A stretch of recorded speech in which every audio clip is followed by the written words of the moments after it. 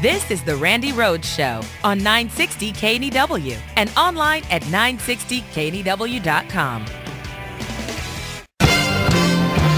Here's today's talking point from your official guide to being a good Republican. Talking point number 122. There is no such thing as white privilege, and we'll be damned if we're going to let it be taken from us. The story of white people in America has been one of continuous struggle for equal rights. From the moment we arrived here and were confronted by natives who seemed to think that they were here first. This is our country. If the Indians don't like that, they can go back to India. And yesterday, the war on white people continued under Commander Barack Obama, as Bill O'Reilly was quick to recognize. The Republican agenda in his mind, the president's mind, props up white privilege. Therefore, as the social justice champion, he has to tear that down. But he can't be too obvious about it, you know what I mean? He's sneaky. You know how the left is always accusing us of using racially coded dog whistles. And we know why they do that.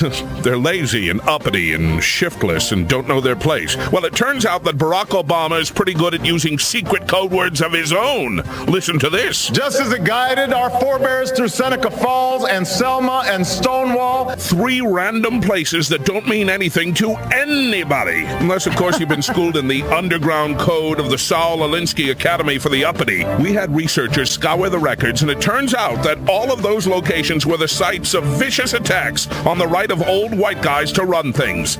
Obama's speech yesterday was nothing but an incitement to impertinence. Let Barack know that white people have rights too, unless you want to see another Seneca Falls, wherever the hell that is. And that's talking point number 122 from your official guide to being a good Republican. Seriously. And Syria? Yeah, seriously. Seriously. We have been polled. Americans have been polled, and 51% of Americans now express explicit anti-black attitudes, compared to 48% 4 years ago. 52% of non-Hispanic whites expressed anti-Hispanic attitudes in 2011. In 2012, that figure has risen to 57%.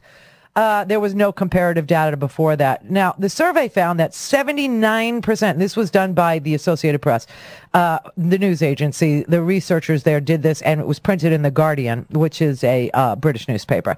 79% of Republicans expressed explicit racial prejudice, compared to 32% of Democrats. The implicit test showed 64% of Republicans had racial prejudices, compared to 55% of Democrats. Independents come in at the low 49%. That is a lot of racism. That is a lot of fear and hatred and loathing in this country. And I think this is all the Republicans know that they have to work with, because we've gone over this a million times. They are not fiscal conservatives. They are wild spenders. They are not peaceful. They're warmongers. They're neoconservatives. They believe in hegemony. They believe in an American empire. They believe in investing overseas. They believe in building overseas. They believe in intervention overseas. They believe in giant embassies the size of the Vatican. The money spent there is money well spent. Money spent here is makers and takers.